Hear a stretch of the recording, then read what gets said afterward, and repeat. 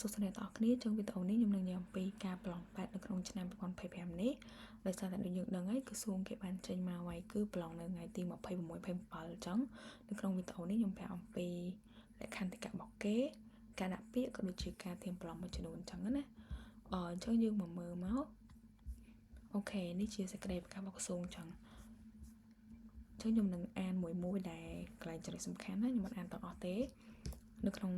ការប្រឡងឆ្នាំ2026ហ្នឹងគឺអានេះធម្មតាយើងត្រូវមានសញ្ញាបត្រប្រឡងបាក់ឌុបមិនថាបញ្ញាបត្រឬក៏បញ្ញាបត្ររងណាគឺយើងត្រូវតែប្រឡងចុះបាក់ឌុបហើយយើងមានសញ្ញាបត្របាក់ឌុបអូខេចង់អត់អីទេព្រោះអ្នកដែលគាត់ប្រឡងបាក់ឌុបឆ្នាំ2025ហ្នឹង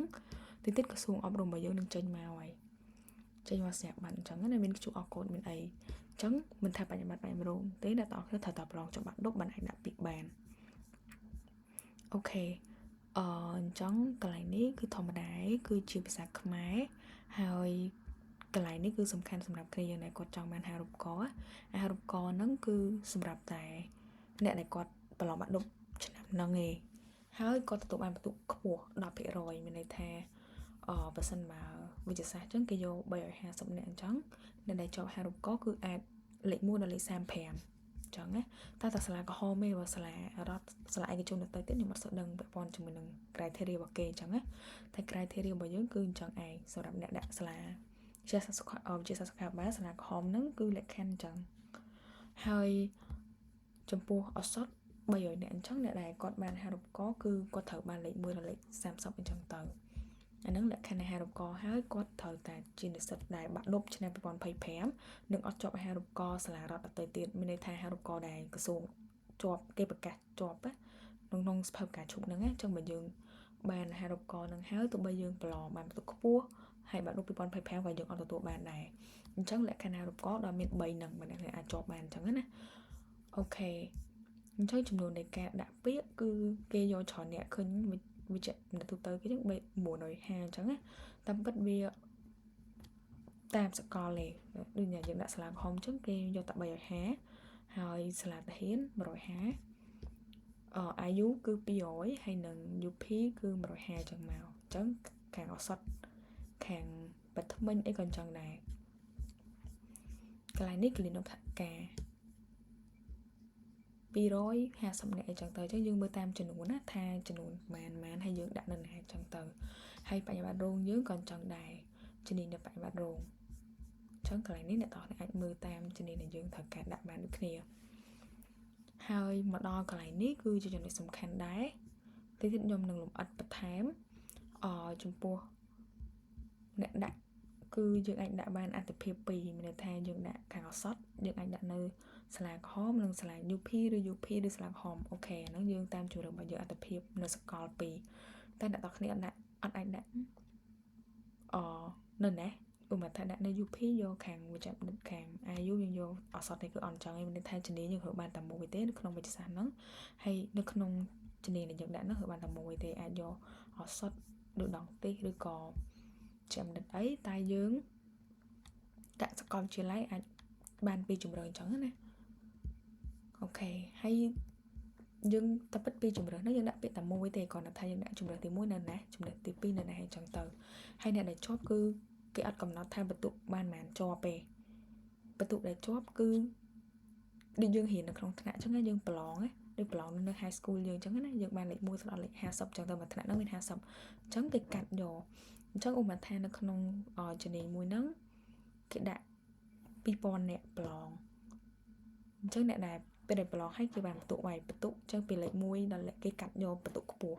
អញ្ចឹងពីគេយក300នាក់អញ្ចឹងពីលេខ1ដល់លេខ300អញ្ចឹងជាប់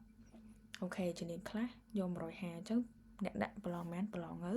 សំខាន់គឺយកបន្ទុកពីលេខ1ដល់លេខ150ហ្នឹងជាប់កាលពីហ្នឹងគឺអត់ជាប់ហើយបន្ទុកប្រឡងអាហ្នឹងយើងប្រឡងបាននៅសំខាន់គេកាត់បន្ទុកអញ្ចឹងហើយអានេះអត់មានសិតតវ៉ាអីចឹងគឺធម្មតាហើយក្នុងការប្រឡងហ្នឹង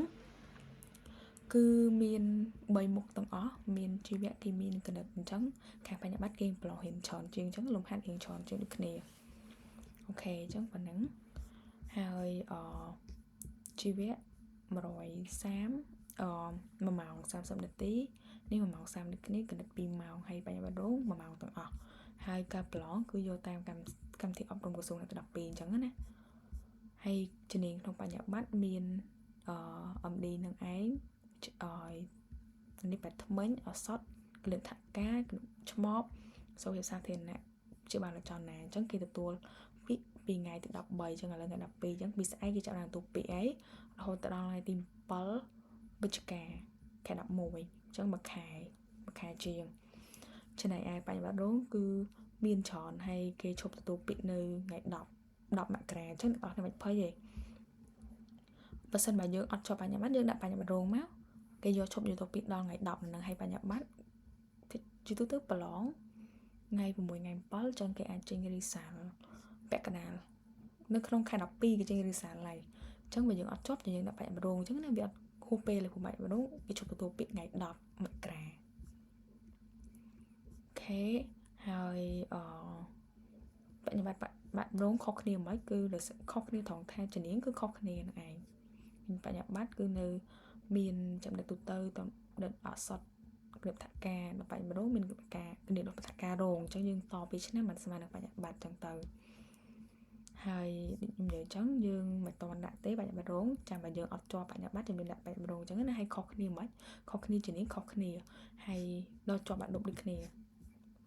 បើយើងដាក់ពាក្យបានអញ្ចឹងដាក់ពាក្យអ្នកនរគ្នាត្រូវការអ៊ីមែលនឹងលេខទូរស័ព្ទអញ្ចឹងអ៊ីមែលអីអ៊ីមែលយើងធ្លាប់ដូចយើងប្រើអ៊ីមែល official ដែលយើងមានហ្នឹងធ្លាប់ពាក្យដាក់ឆ្នាំមុនក៏បានអីក៏បាននឹងតែមានអ៊ីមែលមកហើយ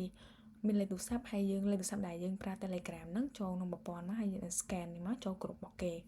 យើងចាប់ដើមមកអញ្ចឹងអត់មានអីពិបាកក្នុងការដាក់ពាក្យហើយមានគេនឹងធ្វើវីដេអូប្រាប់បន្ថែមហើយឯកសារដែលយើងត្រូវមានតញ្ញប័ណ្ណបើមានតញ្ញប័ណ្ណមានបើអត់ទេមានកាត់សិស្សទី12អញ្ចឹងបើអត់កាត់សិស្សទី12យើងមានតញ្ញប័ណ្ណគឺអូខេដូចគ្នាមួយណាក៏បានហើយស្រាប់បាត់នេះយើងត្រូវតែមានហើយក្រសួងនឹងចេញមកឲ្យតាន់ពេលវេលាអត់អីណាអូខេហើយមិនថាថ្នាក់វិទ្យាសាស្ត្រនិងថ្នាក់សង្គមអីក៏យើងដាក់បានទាំងអស់ដូចគ្នាដល់យើងជាប់បាក់ឌុបនៅក្នុងតសញ្ញាណប័ណ្ណនេះអត់អីទេគឺដឹងតែយើងមានសញ្ញាបត្របាក់ឌុបមកហើយក្រសួងគេនឹងចេញឲ្យហើយអញ្ចឹងអត់មានបញ្ហាអីទេមិនថាសញ្ញាបត្របដោះអាសន្នសញ្ញាបត្រផ្សេងអីទេហើយមួយទៀតគឺការថតរូបអ្នកនរគ្នាមិនខ្វល់ច្រើនទេដឹងតែរូបថតហ្នឹងមាន background ពណ៌សឬក៏ពណ៌ខៀវហើយកាត់សិស្សហ្នឹងរូបសិស្សក៏បានទៅ12ក៏បានអីក៏បានដែរហ្នឹងយើងអាចបានដែរណាហើយចំពោះថ្ងៃប្រឡងគឺជីវៈគឺយើងប្រឡងនេះបញ្ញាបត្រគឺយើងប្រឡងថ្ងៃ6ថ្ងៃ7ហើយបញ្ញាបត្ររងគឺយូរទៀតអញ្ចឹងអ្នកនរគ្នាដែលអត់ជាប់បញ្ញាបត្រចំណែកបញ្ញាបត្ររងក៏អត់អីដែរអត់បញ្ហាព្រោះដឹងតែប្រឡងថ្ងៃ6ថ្ងៃ7អញ្ចឹងអាចមកទឹកឬក៏2ទឹកចេញលទ្ធផលហើយអញ្ចឹងហើយបញ្ញាបត្ររងគេឈប់ទទួលពាក្យថ្ងៃ10មករាហ្នឹងចឹងអត់អីណាហើយនេះយើងប្រឡងតិចទៀតពេលដែលចិត្តដល់ថ្ងៃប្រឡងគេនឹងប្រកាសឈ្មោះហើយបណ្ដុលក៏គេប្រាប់ដែរចឹងកន្លែងនេះដូចជាអត់មានបញ្ហាអីធំដុំទេតែប៉ុណ្្នឹងទេហើយចំពោះការធៀបប្រឡងខ្ញុំនឹងចេញវីដេអូថ្មីផ្សេងទៀតអញ្ចឹងពាក់ព័ន្ធជាមួយនឹងការហ៊ានធៀបដោយសារយើងនៅសល់តែប្រហែលថ្ងៃទៀតទេអញ្ចឹងបើអ្នកនរគ្នាដែរអត់មានឯកសារហ៊ានអីពាក់ព័ន្ធជាមួយនឹងឈុតឯកសារអាចតាក់ទងមកខ្ញុំបានដោយសារតែទៅខ្ញុំនឹងរៀបចំពីរបៀបហ៊ានដោយសារតែយើងនៅសល់តែ54ថ្ងៃទៀតទេយើងនឹងហ៊ានទាំងអស់សម្រាំងជាលំហាត់ដែលពិសេសហើយអ្នកទាំងនឹងហ៊ានកាន់តែលឿនហើយព្រោះជាទៅដូចយើងដឹងហើយបើសិនបើយើងអត់ហ៊ាននៅសល់តែប៉ុណ្ណឹងបើសិនបើយើងអត់មានការហ៊ានធៀបចំការហ៊ានច្បាស់លាស់ទេគឺពិបាកក្នុងការជាប់បន្តិចដោយសារតែអាចភាគរយចេញចំលំហាត់ឬក៏សំណួរដែលយើងអត់បានហ៊ានអញ្ចឹងណាដោយសារតែយើងហ៊ានបានតិចបើសិនបើយើងហ៊ានអត់មានវិធីសាស្ត្រហ៊ានបានច្បាស់លាស់អញ្ចឹងបើអ្នកទាំងគ្នានេះអាចតាក់ទងមកខ្ញុំតាម Telegram ក៏បានឬក៏តាម Facebook ក៏បានដែរដោយសារតែនៅសល់ពេលតិចអញ្ចឹងបើសិនបើយើងអត់រៀបចំហ៊ានយើងហ៊ានតែហ៊ានវិញ្ញាសាធម្មតាអត់ហ៊ាននៅក្នុងសុភពុំអស់ទេហើយអត់ហ៊ានវិញ្ញាសាឆ្នាំមុនទេពេលប្រឡងជួលលំហាត់អត់ចេះ1ឬក៏2អីហ្នឹងគឺឯងនឹងអត់ជាប់ហើយដោយសារតែអ្នកដែលគាត់ប្រឡងអត់ជាប់ឆ្នាំទៅហ្នឹងច្រើនអ្នកហើយគាត់ហ៊ានធៀមហូតអញ្ចឹងបើយើងបាក់ឌុបទី12ថ្មីហើយយើងអត់ខំឲ្យហ៊ានគ្រប់លំហាត់ទាំងអស់ទេហើយបន្ទាប់មកយើងវិញ្ញាសាអីអញ្ចឹងទេគឺអ្នកទាំងគ្នានឹងរៀងហានិភ័យខ្ពស់ហើយដល់នេះខ្ញុំឲ្យមើល tip ដែលខ្ញុំប្រាប់កន្លែងនេះ បើសិនមកយើងចង់ success យើងត្រូវហ៊ានតាមនឹងហើយបើយើងនេះជា mistake ដែលភាគច្រើនធ្វើគឺយើងហ៊ានចាប់ដើមទៅវិញ្ញាសាយកហ្មងដល់ពេលយើងហ៊ានវិញ្ញាសាយកទៅហ្មងពេលប្រឡងជួបលំហាត់ដល់អត់ចេះពួកគេយកចេញមកចេញក្នុងសភៅពុំទី12ដល់ពេលដែលយើងជួបលំហាត់ដល់អត់ចេះ1ឬក៏2អីគឺនិយាយទៅសោះធ្លាក់អូតូហ្មងណាចំពោះជាចំពោះជំនាញដែរគេប្រកួតប្រជែងខ្ពស់ពួកអ្នកដឹងហើយដូចជា2ឬក៏3000នាក់គេយកតែ300នាក់អីចឹងឯងចឹងប្រហែលភាគរយយើងគិតតាមនឹងចឹងណាហើយនេះយើងអូខេចឹងពាក់ព័ន្ធជាមួយនឹងការរៀនចាំខ្ញុំចេញវីដេអូក្រោយ